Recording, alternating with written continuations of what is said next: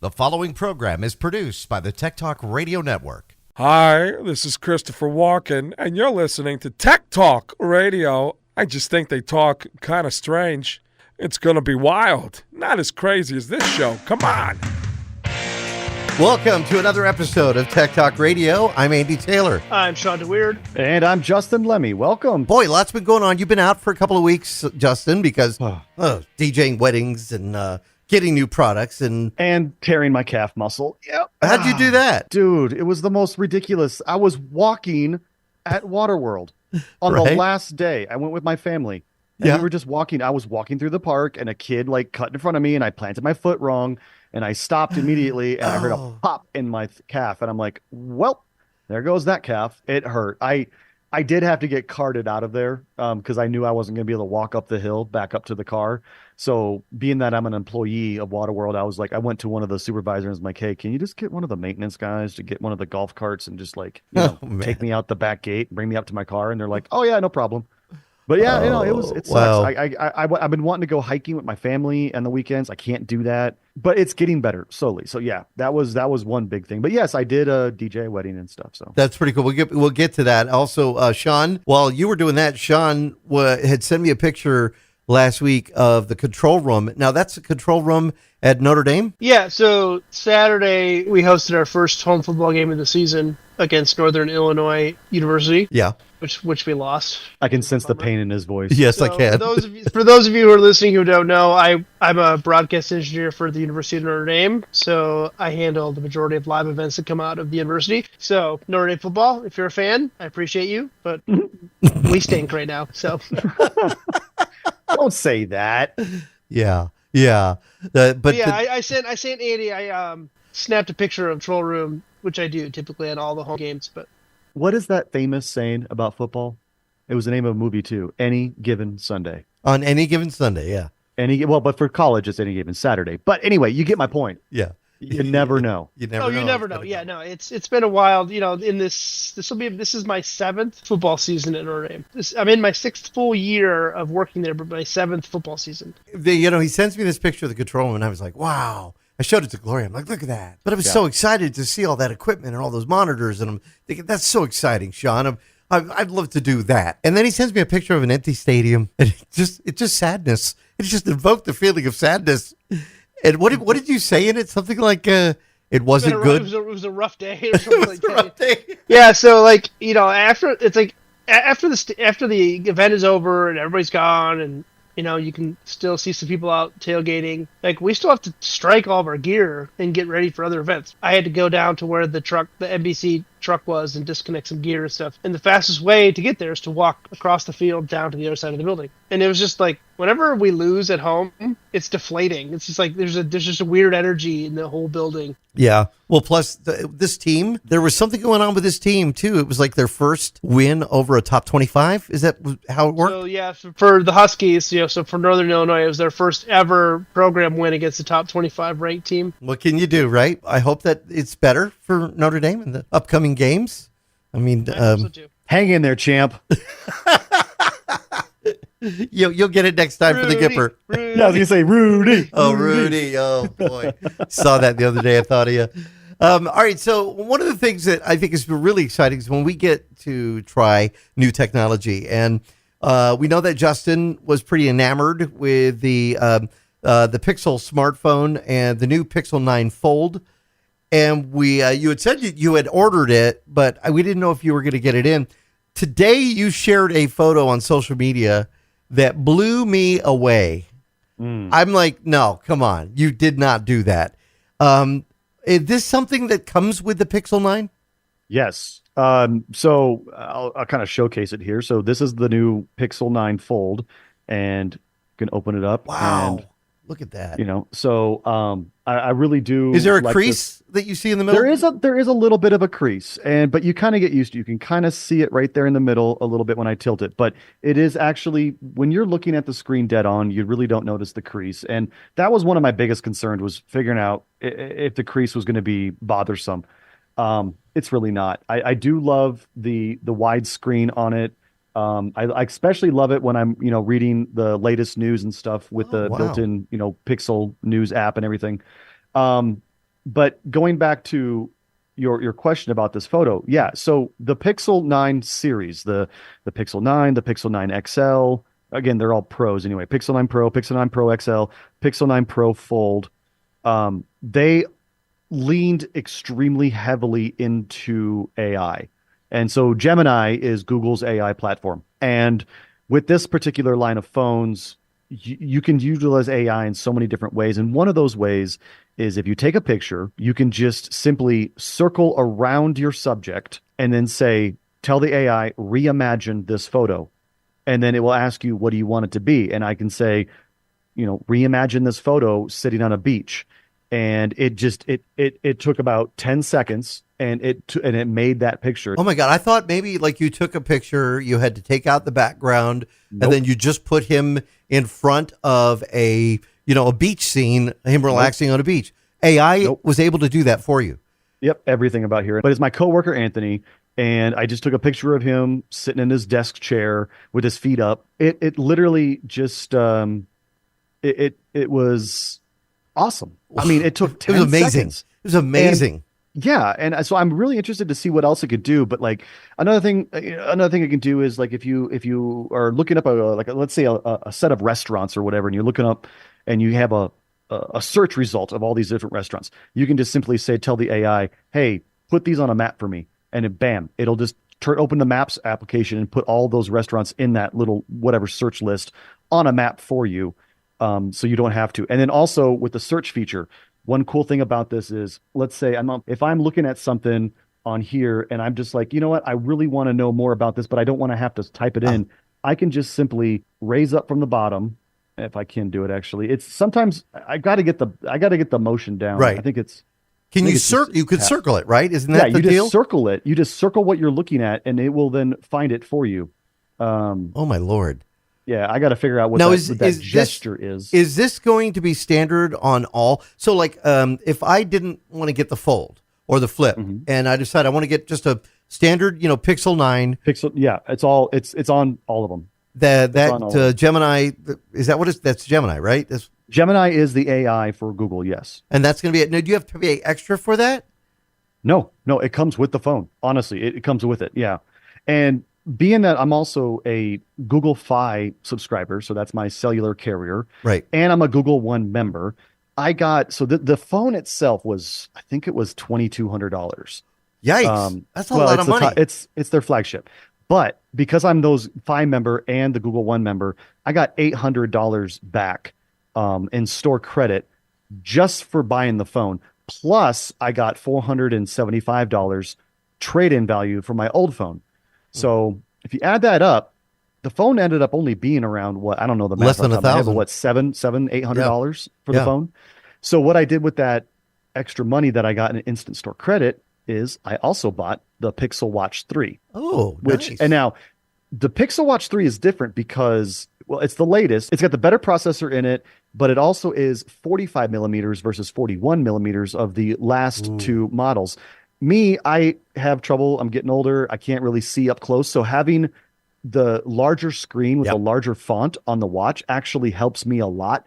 And I just got the watch in today, like literally just a couple hours ago, I got the watch in. So I'm kind of going through it, but I could already notice that it is much snappier. It responds so much better. They've redesigned the interface of it. I'm really liking it. I really do like this thing. And I've heard a lot of good stuff about the Pixel 9 series. And then we just had the news, what is it, today or yesterday, that, Apple came out with their new line of phones. So, they time these things to be in conjunction with each other. But I really, really like the Pixel 9 series. Well, the 9 is shipping before the iPhone 16. I mean, it's shipping now. I mean, it's already out. People already have it. Yeah. You're not going to be able to get the 16 till the 20th, I believe, of this month. Pre-orders were yesterday. They started taking them, and a lot of people that are in that Apple world have been saying, okay, yeah, they're adding AI to it, similar to what Google has done. But I was reading that they're very late to the game when it comes to their addition of AI. They're the last big manufacturer, OEM, to include AI in their device. Yep. And I think, Man, I'm saying what I've always said before. Apple, they take whatever's popular with other carriers and they just copy it and then they release it as their own, saying, "Oh, we invented this." This is what they do all the time. Now, They steal from other manufacturers and they say, "Oh yeah, we did this." But no, they're the last ones to bring AI to phones. whose AI is going to be better? Everybody has their opinion Yeah. on, and we talked about this with Slick last week on Siri, the Alexa, all the other different assistants that are out there, and the one that lets me down all the time has been Siri. I've been really disappointed with the results. Like that won't look up certain things, or it just kind of it's been less than I really wanted. Well, they're saying that in what I've read about the Apple AI stuff is that their tasks are very narrow, right? They're staying within the Apple ecosystem. So like Siri, it's having Siri focus on specific, more narrow tasks like reminders, questions, home devices, that type of things. Like instead of broadening out and being more broad, where the other you're getting a lot less functionality out of Apple AI than you would with Gemini or other ChatGPT or Claude.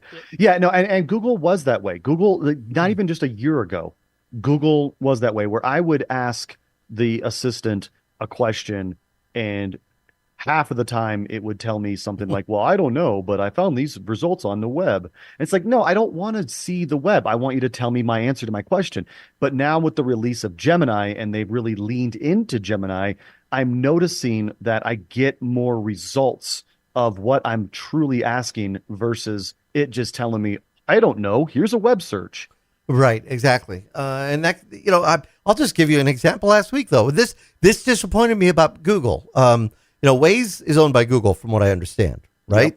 Yep. And I was trying to find an area out in the middle of nowhere, out in Coolidge, Florence. I was looking for a school.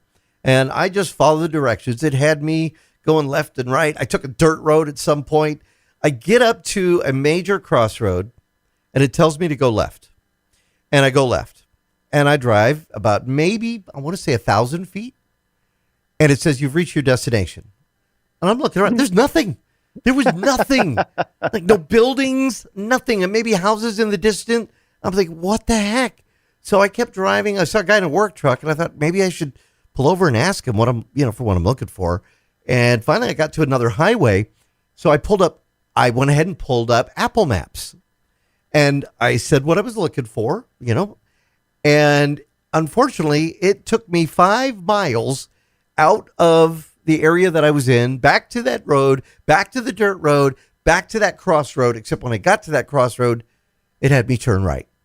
And there, 50, 75 feet away was the school I was looking for. That's interesting. I've never had that problem. Now, were you using Waze or were you using, I was using Waze. Google Maps? See, Waze I've heard is not as good. Now, Google does own Waze, but they basically own Waze to get the traffic data from them, because that's what they're known for, is getting that live traffic data. Right. Whereas Google Maps is much better in terms of navigation, and they just rely on the Waze for the traffic data. But why didn't it just tell me turn around? It's like, what I'm looking for is back there. It is very interesting because I've heard so much about the exact opposite, where it's Siri or Apple Maps that's the one that's taking you off the edge of a cliff. Well, it still took me 5 miles out of the way because that was the fix. Well, I'll pull up Apple. Weird. So I asked that instead of Google because I thought, well, Apple's, and it took me like way out there. I was so disappointed. Luckily, I did find it, and for the way home, I went ahead and I went to Google Maps, and I used that to get home. Because, again, I was taking side roads and the whole bit. Yeah. So for the majority of the time when I drive or travel, right, and call me old school, right, but I like using Google Maps because it integrates really well with my Apple CarPlay. Mm-hmm. But I still plug in when I travel, especially when we're camping and going to some of these more remote places. I still plug in. I have a Garmin Nuvi. Oh, yeah, I remember those. Oh, yeah. Because I paid for the perpetual license. I can get updated maps for the lifetime of the device. Yeah. I upload the maps to the USBs, and I just updated it a couple weeks ago to the newest version of Maps, and it works flawlessly. Mm-hmm. So, and there's if anybody that has a Garmin Nuvi device or a Garmin, you can actually get if you plug it into your computer, you can get different sprites for your instead of just the regular car icon or the arrow. Yeah. So mine's an X-wing. Oh, nice. So, Well, they do that on They do that in Waze Waze, too. Yeah. Yeah. They've done it with other voices too. Like I had Samuel L. Jackson drive me around, which is that was always fun. But he was always clean, so that was good. But still, I don't know. So you're happy with that? The Pixel 9. I will tell you, Justin. I took the picture today that you had taken, and I sent it to a friend who has been on the fence about getting herself a new device. And I said, "Look at the picture my friend just took with his Pixel 9." And was able to use the AI to recreate a different scenario. Shawn, I put those new links in the chat there for you too, so you can see the picture now. Perfect. And what did she say? She went and ordered it. She did, based on that picture, based on the rumor that has been really good about it. Now we have talked about the fact that the Pixel has had one of the best camera systems. The new iPhone 16, which we'll get to in a little bit. That's supposed to have a pretty good camera array. However, somebody I noticed, one of the people that had got their hands on it to take a look at, indicated that the camera system is a lot like the 14. A little different than the 15, but looked almost similar to the 14. 48 megapixel, sensors, the whole bit. So I don't know what Apple is doing in that. Another really cool feature, and maybe you could also tell your friend or just have her listen to this show. She already ordered it, so yeah. Well, yeah, but the Pixel 9 has I can remember what they call the feature, but let's say you've got a trio, like a family, let's say me and Misa and Eric, right? And I want to take a family photo, but there's nobody else around. What I do is I take a photo of Misa and Eric standing there. Then I give her the phone. I walk into the frame and pretend to put my arm around where they were standing, and then the camera automatically stitches the photos together to make it look like it was one photo. Are you kidding me? Really? No, I'm not kidding you. Yeah, I'm not kidding you. Do you remember when maybe you weren't there when we were at the old other radio station in Tucson, and since I was there, the guy who was kind of working on the website and doing their social media at the time, I needed to take a picture of the staff. And I have pictures of everybody, but I had to catch the morning shows because, they leave right away. I had to catch them at different times and did the same thing with Stags. Remember Stags? I put Stags in there and I brought in, and I put myself as a little photo up in one of the windows. So, but I had to do that all with Photoshop. And it took half an hour to an hour to bring everybody in. This does it for you automatically? Yeah, automatically. Yeah. You just have to be in the general area of where you want it to be, and then it will just stitch the photos together and make it look like you were there. That's pretty darn cool. You're selling me on it right now. I mean, this is good. I'll have to try it, and I'll send you the photos sometime, but I'll have to try it with Eric or something and see what it would be like if I were to take a picture with him and see. How about for video mode? I haven't really done a lot with the video mode. I've done a couple short little videos here and there, but I do know that they have a new night mode video mode, so it will lower down the contrast. It helps with low light videos, which that was a problem in the past with the video mode. Is just a lot of times it was just too darn dark. But now it'll take it more with a tone down, so you can actually see better. Well, I will say the Samsung Galaxy smartphone that I looked at, I took a picture in almost zero lighting, and it came out great. So again, Samsung Galaxy has a great phone too. The best of both worlds. Yep. All right, so Justin, say now you were going from an Android device to an Android device. If somebody is like on an iPhone and they're listening to this and they've had an iPhone forever, or maybe they've got a Moto Z or an old device that's an Android, how easy is it to transfer the data? I know with Apple, it's super easy when you want to upgrade your phones and whatnot. But how is it for the Android platform? Well, being that I went from a Pixel to a Pixel, it is actually really simple. I literally just had one Pixel sitting next to the other Pixel. They connected to an ad hoc Wi-Fi together, and they just started transferring all the data over. And it was able to transfer all the apps, all my chat history, search history, basically just make an exact replica of my old phone within about 20 minutes. Now, what about memory size as far as, because I know like for the new iPhone, you go 128, 256, 512, and 1 terabyte. Yeah, I did not go for the largest size. It was just too darn expensive. But I think mine is 128 gig. And I really don't put a lot on there. I mean, I put a couple apps and then it's mostly just photos and web searches really. So I don't really need all that extra space that they provide with the 512 or the 1 terabyte models. Wow. Shawn, what do you think? I don't know. I just know that there's a lot to upgrade coming up for phones. So hearing Justin talk about the Androids and stuff, right, it gets you thinking. Yeah. It's how, you got to remember how ingrained these devices are in your life, right? It's like, how convenient is it for you?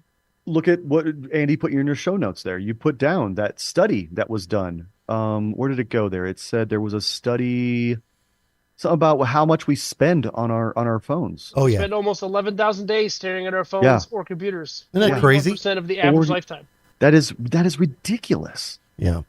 But I have been seeing a lot of people say that they actually switched from the iPhone to the Pixel 9 and they said they'll never go back. Like they said, it's an amazing device. And for those, and this used to be an argument, Justin, and people have said that when you have a husband and wife or the kids and, the family, that when they send the message, the text message, you could tell when they read it.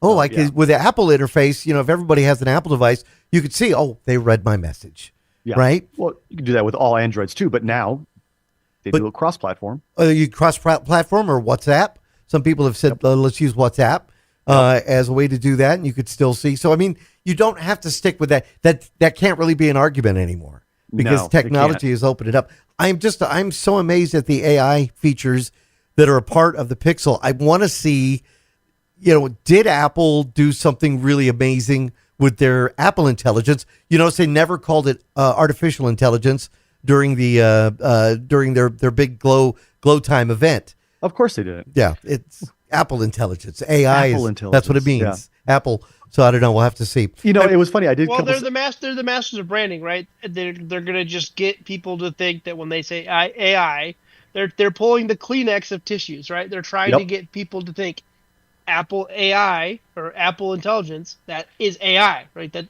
they're trying to become the household name for AI. Yeah, of course. Yeah, exactly. Now I did see a couple, funny memes about the Apple event, and there was one guy that was on X, and he kept tweeting. He was like, "The new Apple iPhone this," and then he was like, "Oh wait." Next tweet was, "No wait, hold on. There's another one. Actually, hold on, wait. No, wait, no. There's another one. Oh wait, hold on. There's another one." And then the last one was like, I think it was talking about the Apple Watch, and they're like, "It's the thinnest Apple Watch ever." Yeah. And it was a person with their glasses on, like looking, like straining to look, and the watch was like not even a millimeter thicker or thinner than the old one. And it's like, you're touting that that's the thinnest one ever, and it's not even a millimeter thinner than the last model. Like that's negligible. Their series 10. Now, one thing I will say, they are promising with the 16s, better camera system, better battery life, which we hear, quite a bit, better RAM. That's to work the Apple Intelligence. So we'll have to see how that plays out. I've been an Apple guy for years. I like Apple. I really do. But I mean, based on what I've seen so far from Pixel, I'm like, I might want to give it a spin and take a look at it and try it out. I don't think you would be disappointed, honestly. Yeah. It's an amazing phone. It's just very underwhelming from the Apple event. Very underwhelming, right? And there are a dozen articles at least just saying, well, I think part of it too, like it's like a mid-season refresh for a car, right? It's like, I think that's the problem with Apple now. They've gotten too comfortable with their status. They think it doesn't matter what we do, people are going to buy it. So they can just walk out there and be like, "Yep, here's your new phone, bye." Mic drop, and people are going to buy it. That's basically what they did. They walked out, mic drop, people are going to buy it anyway. They did announce some new, what they're calling, and this was confusing, their AirPods Max. I don't know if you saw this. They're headphones, but they're calling them AirPods Max. Yeah. But they're headphones. Wait, what are you guys doing here? Do you know what pod means? Yes. But you can get them in new fancy colors like midnight, blue, purple, orange, and starlight. Oh, that makes up for all the miss. And USB-C charging, because the EU forced them to put USB-C on it. Yep. They fought that for so long, and they finally lost that one. Yep. Now, one other thing that though I do like this, and I like the health features of the Apple Watch, and I'm wondering your Pixel Watch, Justin, Do you have health features like you could check your heartbeat, you could check blood oxygen, all of that stuff? So, I mean, obviously, Google did buy Fitbit a multitude of years ago. And they're not making Fitbit anymore. They said that they're done with it. Yep, they have fully ingrained Fitbit into the Pixel community now. So it's going to be the Pixel Watch. It's no longer Fitbit anything. I know my Pixel Watch 1 didn't have the oxygen sensor. But again, I just got this watch today, so I don't know if it has the oxygen sensor on this one. I know it does have heart rate. It does have step count. It does have sleep tracking, which, all of those were part of the Pixel Watch 1. But I don't know at this moment. I haven't seen anything about O2 sensor yet. So if I find that out, I'll let you know. That's my other downside, that I've ingrained in the Apple interface. I've got the Series 9 Apple Watch. So if I go Pixel, what do I do with that? Just use it as a watch, right? I don't know if it's gonna. Is it going to communicate? I don't know. I don't think it will, because Fitbit and Apple. I don't know. That's a good question. One of the other health features that I did like is the AirPods Pro 2. These are they're actually not only as listening devices for music or podcasts like this show, a radio show streaming. They're also a hearing aid. And I thought that was a pretty good idea for Apple to do. They keep, working towards the health features. So that is something I thought was kind of neat. We'll have to see, will people jump onto those? But here's the big question. And Shawn, this is a good one for you, talking about how people have said that they're just not really enthralled by the Apple Intelligence. Do you think it's like them throwing the Apple Intelligence onto the device and telling people, here, it's part of your device now? Do people really want that? I think they have to stay competitive, right? I think they have to, and they're not going to adopt a third-party AI. They just won't. So they have to come up with their own. And I think the AI race forced their hand, and I think they had to put out AI on the iPhone 16. Yeah, should they have waited? Absolutely.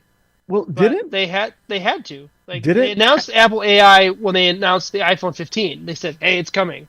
Right. But at that point, it was in such an infant stage that nobody knew what it was. And with they're so privacy focused, right? They're lacking in the third party integration. They're not letting other third parties access the information that you're generating with the AI, and all of their processing is done on device, right? Where other manufacturers allow this processing to happen in the cloud and other places, right? But Apple is primarily focused on privacy. So you're going to see some significant quality decreases because of the processing that's required on the device versus in the cloud, speed, performance, accessibility to data, right? So you're going to get a better user experience from Gemini and other AI models, but at the sake of your privacy, right? Those models are trained by what you feed them, whereas Apple's won't be. So it's Apple's, that's kind of been their shtick over the last 6 or 7 iPhones, has been privacy, right? Yeah. So we'll see. I just, they're behind, I think, but they're trying to rein in the mainstream feel of AI by branding it Apple Intelligence. So you call it AI. So when somebody says AI, they're going to be like, oh, you're using Apple Intelligence, but that's not true. Yeah. Like you said, the Kleenex of tissues. Maybe that's what we'll name the show this week. We got to take a break. We come back. We've got more. We want to find out about your DJing experience. And we got some more news for you. If you've been thinking about upgrading to Windows 11, you keep running into the roadblocks. There's been a great article put out by a guy who's been on the show before that we'll tell you about, as well as a couple of listener questions as well. I'm Andy Taylor. I'm Shawn DeWeird. And I'm Justin Lemmy. Find us on the web at techtalkradio.com. We'll be right back. And now, back to Tech Talk Radio. So to answer the question that was posed during the last segment there, the sensors that are currently on, not currently, but on the Pixel Watch 3, you have an accelerometer, of course. Cool. You've got the function-based sensors like the compass, the altimeter, the gyroscope, the ambient light sensor, and finally, they do have the blood oxygen sensor. Oh, good. But The blood oxygen sensor in the Pixel Watch 3 is inactive at this time. While the sensor has a place on the watch, Google has not made any statements as to when and where this feature would be unlocked for use. That actually is a big thing for me because I do know that the Apple Watch does feature the O2. Yeah. And I would love to have that O2 sensor. So I'm hoping that they do figure this out and unlock that feature soon. How about EKG or ECG? They do have EKG. Yes, you can do that. Have EKG. Yep. Yep. Yeah. That's really cool. Electrical sensor. It also has the optical heart rate sensor, so you can get your heartbeat and everything. And then again, the sleep sensor. How much does the Pixel Watch generally go for? So, Pixel Watch with the Wi-Fi model, I think it was $399, and then I think it was $479 is for the LTE model if you want. Did you do that one? My last watch, my Pixel Watch 1 was the LTE model, but honestly, I found that I really never went anywhere outside having my phone. So having the LTE model on the watch didn't really make sense to me. So for this one, I just went with the Wi-Fi. That makes sense there. All right. You DJ'd, which I thought was kind of cool. We've been hearing the kind of ramp up to that over the last month. Yeah. How did the event go? It went great. Yeah, if you missed the last couple shows or whatever we talked about when I did get back into DJ, and I had some friends that were like, hey, we want you to DJ our wedding. And I was like, look, guys, I haven't done this in like 15 years. And then I realized how much money I could make. And I was like, okay, I could make this work. Right. And so, yeah, I went out and I bought a Hercules DJ turntable set, digital turntable set. And I bought the virtual DJ license. I got a bunch of music from Tidal and from iDJ Pool. And I went to the event. It was on Sunday, this last Sunday, and I set up and everything went great. I mean, honestly, it was so funny because the venue owner, was actually there, and he came up to me about halfway through the event and he was like, "You're really good at this. Like you're keeping everybody on track. You're doing things really well. Nice. Do you do this professionally? Like, is this your full-time gig?" And I'm like, "No, actually, I haven't done this in like 15 years." And he's just like, "Wow, you're really good at this." So that made me feel good. And then we got to party mode and I started rocking it with the songs and the remixes, and people just absolutely loved it. And I had a blast. It was a great time. And as a matter of fact, like I said, the owner was there. He was like, "Hey, do you have a card? I want to maybe reference you for some upcoming projects." Nice. And I was like, "Yeah, I mean, I'll pick up a gig from here and there." I mean, I got a full-time job. I'm not going to quit that to do this, but I picked up that gig. And coming up this Friday, I'm actually going to be DJing Highland Hills. That's the company I work for. I'm going to be DJing the Park Fest, which is a major concert series that we do at the end of each year. We have a bunch of food trucks. We have a live band. So I'll be DJing the first hour of that event and then introducing the live band. And so that's going to be a great time. So I'm inviting those same friends out that were at the wedding. I'm inviting my family, my neighbors are coming out. So it's going to be a good time. So I'll be up on stage DJing that first hour. Is this making you? What's your DJ name? Oh you need to come up with an epic DJ name. What is it? I went back and forth on. Come on, what is it? Well, back when I was in the Navy, I was DJ Spider, but now there's an actual famous guy that was DJ Spider. So I was like, well, I can't do that one. So I went with, my nickname on the gamer, world is Donnie Narco. So I went with DJ DN. Oh, I like it. That's not bad. It's simple. Yeah. Simple, mysterious. DJ DN. All right. Well, I almost went with DJ JD because my name is Justin David, right? Right. And that would be kind of a play, like DJ JD. Like I almost why not went with just that. DJ Justin? That's too basic. It's too basic. If you did a DJ name, what would you be there, Shawn?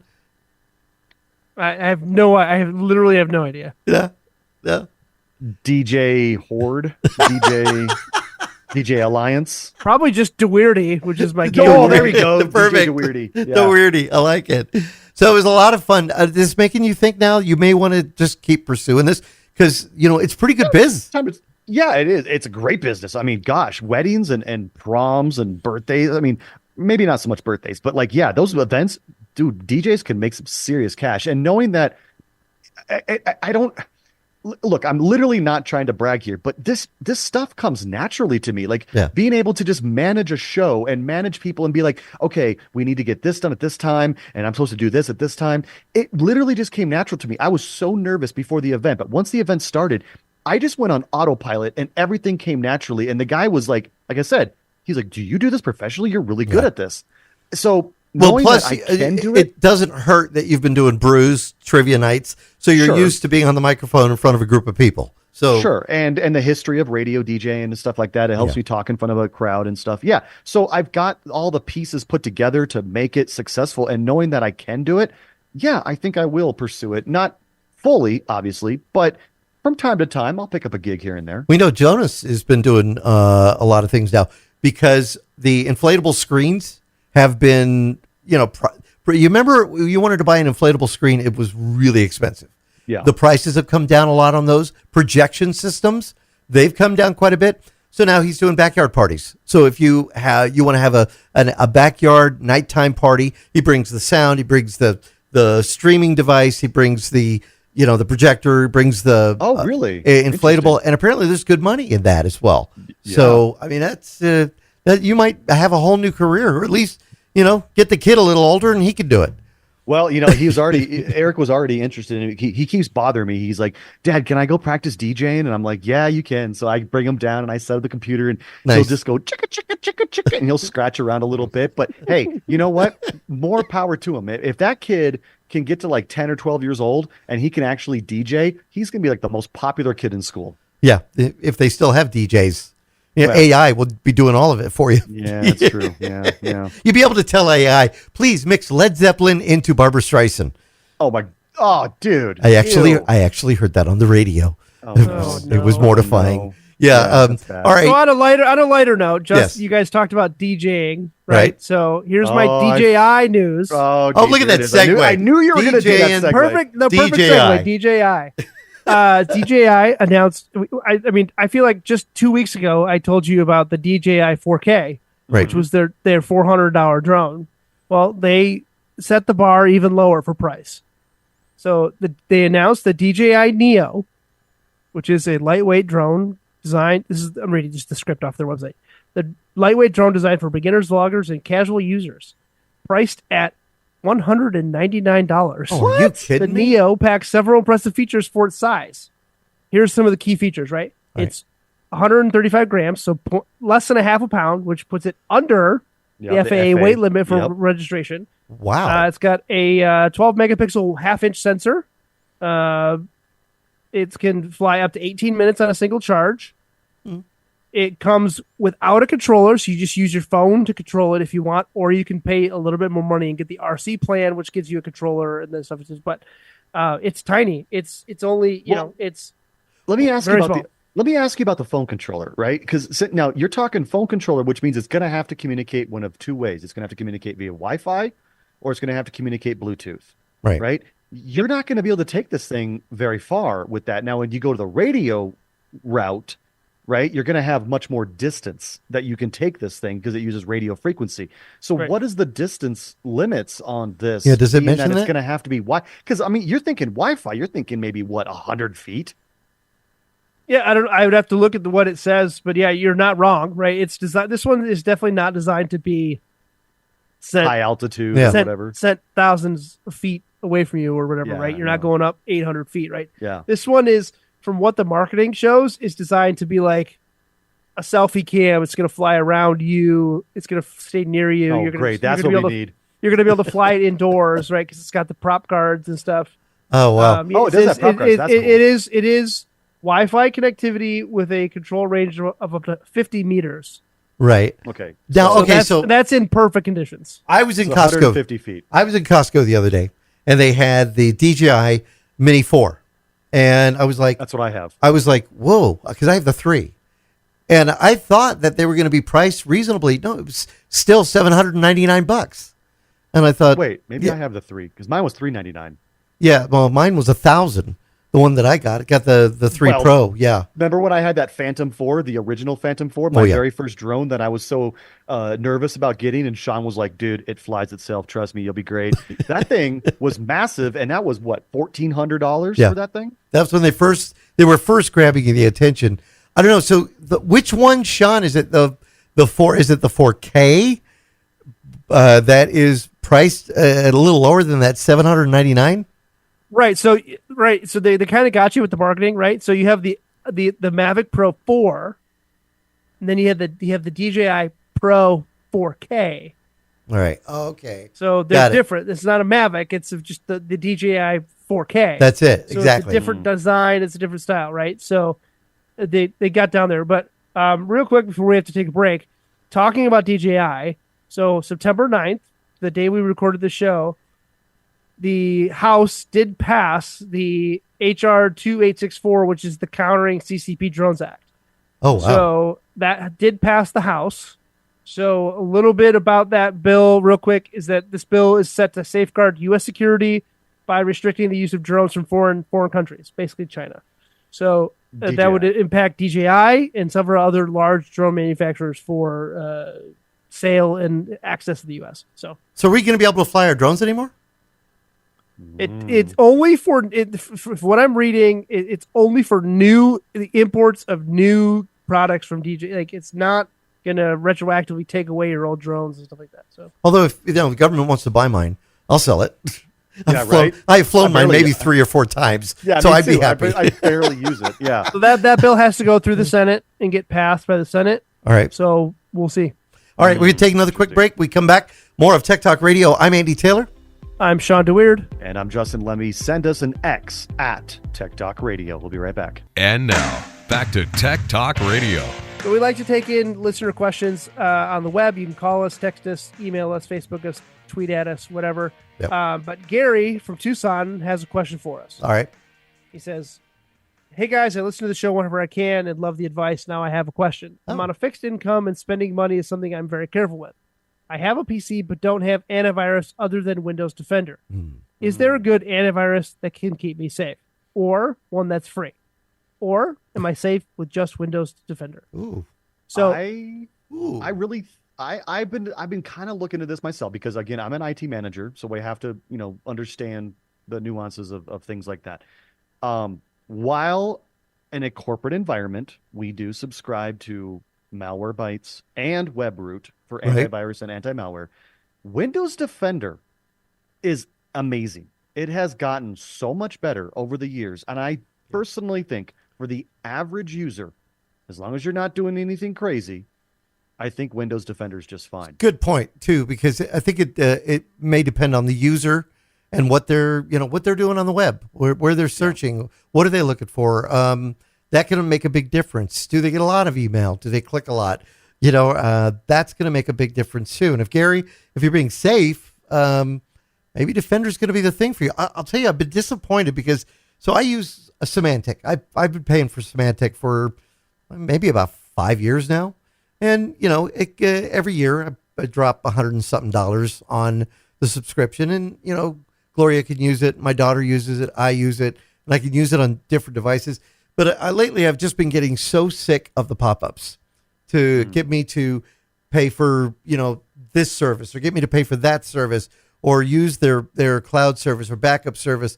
And, and I have another backup option with, and I've been using that. They also are doing antivirus now with Acronis. So I've been thinking about Malwarebytes, and I was in the store the other day in Office Depot. They had Norton Symantec for $35, $70 off. So they pull you in. Now, next year, they're going to have to be paying the full price of the $100 and some odd dollars. They had Malwarebytes for 3 users for $39. And I thought, whenever we've had a situation where we recommended, somebody said, hey, my computer's acting up, we've always said at Malwarebytes, use that to try and figure out what's going on, etc. But is that the same thing? Is it price going to go up after a year? You buy it for $35 and then $39. Next thing you know, it's going to be $139 next year. I personally don't know because, again, I'm in a corporate environment, so we have a different licensing structure than the average consumer. But I do know that Malwarebytes is an excellent option out there. Another option, personally, at home, I use ESET, and I've been using ESET for almost 20 years. Yeah. And ESET never bothers me. It never has pop-ups. No pop-ups, and they have a very small footprint too. Yeah. It doesn't slow your system down a lot. Now, Shawn, I know you use Malwarebytes. Are you happy with it? Yeah, it's good. It tells me, hey, if I click on a malicious link or something, it'll warn me and say, hey, there's, it quarantined to this link or quarantined this file. So I mean, I'm not doing anything nefarious, but it does keep me a peace of mind thing, right? And I don't seem to have any issues, right? But I don't pay a whole lot, right? So Malwarebytes has a family protection plan for $10 a month, and I believe that's what I have. I'd have to look exactly at my invoice, but it's going to be $120 a year. But you could protect more than just one system. Yeah, you can protect up to 10 or more devices. So I have it on Kalen's computer, I have it on my computer. It's Mac, PC, Linux. Now, you don't have to pay for Windows Defender. I do notice that I'm starting to get an ad now for backing up. They just, matter of fact, Microsoft just pushed an update this past week on Tuesday, and right away, boom, there was an ad for backing up my system, and that they wanted me to back up. And I'm like, no, I've already got. I haven't gotten those ads. Yeah, I just got that one, and I thought I already have a backup solution. You know, look at what I got. Yeah, Acronis. Yeah, I mean, it's interesting. I'm curious because if you get those ads, but I haven't. I mean, I got two different computers. Well, actually, I mean, I work with a multitude of computers at work, but none of them are getting those backup you ads. You also have a Pi hole. Yeah. Well, no, okay, but I'm also using my Windows 11 computer at work with Windows 11, and I don't get those ads. It could be that I'm on Windows 11 Pro at work and stuff, so maybe it's different than the home. And yes, Shawn, maybe because I do have the Pi hole running, so maybe, yeah, you could be. That could be why I'm not getting those ads. All right, so we got one from Fred in Green Valley. Fred actually called the station while I was on the air, and he said, I got a tech question for you. Fred wanted to know if we could give away CDs with Linux distributions on it. It could be like the old days of AOL. Would we? I would never trust anybody in this day of age with a USB or a CD that says install this. Yeah, absolutely. You should never trust anyone that comes and gives you. But not even me. How did AOL get away with that? Seriously, right? How did AOL get away with sending? Well, because that was before everybody tried to scam everybody else. No, you had people back then. Michelangelo. Now think about it, right? It's like if you gave somebody in an old, no offense, Andy, yeah, an older generation and a CD that said, here, install this, 100% my mom's going to put that in her computer and install it. Yeah. Or click it, download and install. Yes. Right. She's going to download more RAM for her computer. I mean, Fred, listen. Let me be honest with you.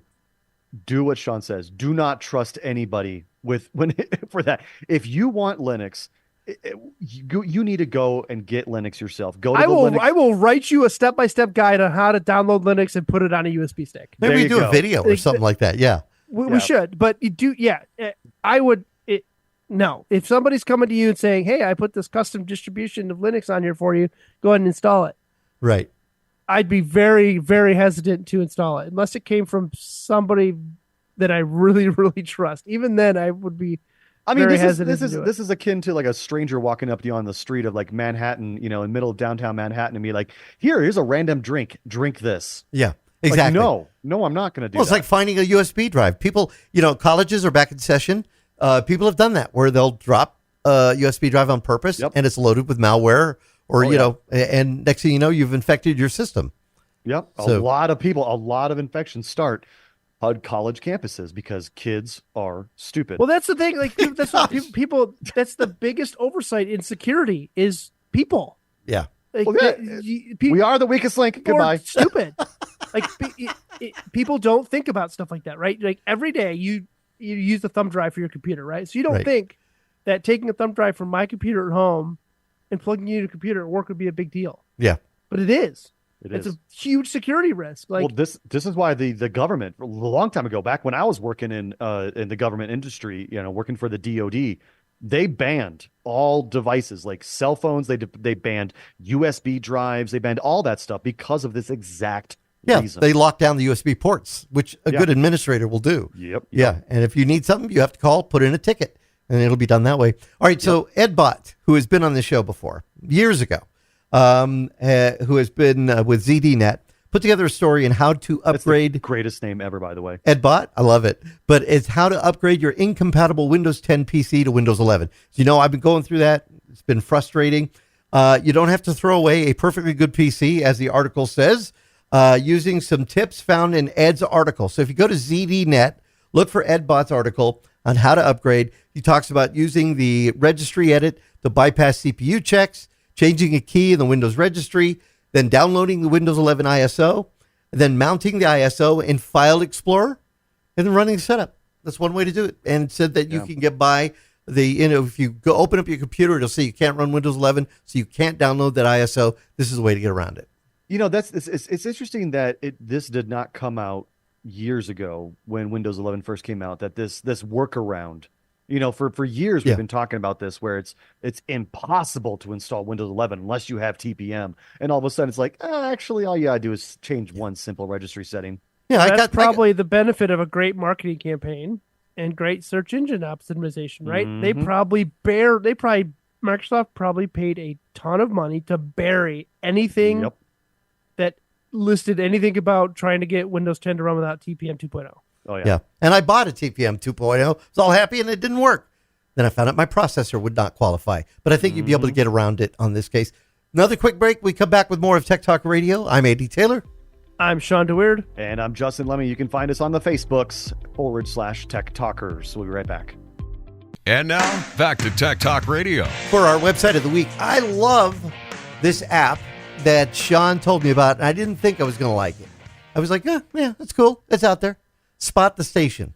And it's the International Space Station. You get the app. It's free to use. But what it does is it will alert you when the space station is going to be flying over your community. And the first time I tried it, I went outside, and it even has a tracker, and it shows you where in the sky it's going to be. And you look for not a flashing light, just a solid, steady light that will move across the sky. Well, the next day I got another alert. I went out. Every time that thing goes off, I will go outside and take a look. I had a great view last night for Spot the Station, and I just think it's a great app to have. Yeah, so it started as a text service where you could get text messages. So you can go to spotthestation.nasa.gov and sign up. It's free and it's amazing. I've used it to track the space station. I've used it to line up specific events that I've wanted to capture with the space station in them. And this is kind of a cool part to tie it into that they just brought back the Starliner module, the Boeing the Boeing Starliner module that was up there. So if you're interested in space at all, like this is a cool thing that you can do with your kids. It's free. It gets them outside. It gets them engaged with space. It's just a cool thing, and I use it all the time. And anytime it goes over, I just make a point to get outside. Same here. It's just for a minute, just to see it go over. It's just a cool thing. It's been a lot of fun. Now, one question I have though is do they actually have a light on the space station, or is that the sun reflecting off of it? That is solely the sun reflecting off of everything. It's just you can see satellites that way too, right? So it's just the sun reflecting off, because if you watch it at night, and you watch it for the duration of the time, you will actually see it fade out. Yeah. Like just a light fading out. Yeah. It's cool because if you do a long exposures with that, you can actually get the trail disappearing with your long exposure. The one last night, it was real bright coming over, and then once it started to go off on the horizon, I said, "Where is it? Where'd it go?" And it just disappears. The cool part about that too is that it's still there. You just can't see it. Yeah. It's just the sun has set for the space station. And what's cool about that too is that as it goes over, if you are into ham radio at all, you can actually listen to the repeater that is on the space station and people that are talking back and forth. Andy, we've done this live. We did it live on the show I took my radio outside. You guys heard it.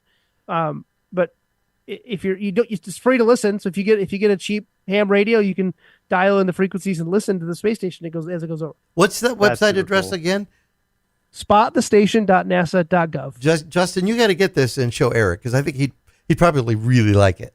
Oh yeah, definitely. All right, that's it for this week's Tech Talk Radio. I'm Andy Taylor. I'm Shawn DeWeird. And I'm Justin Lemmy. Once again, find us on the web at techtalkradio.com. We'll see you guys next week. Have a good one.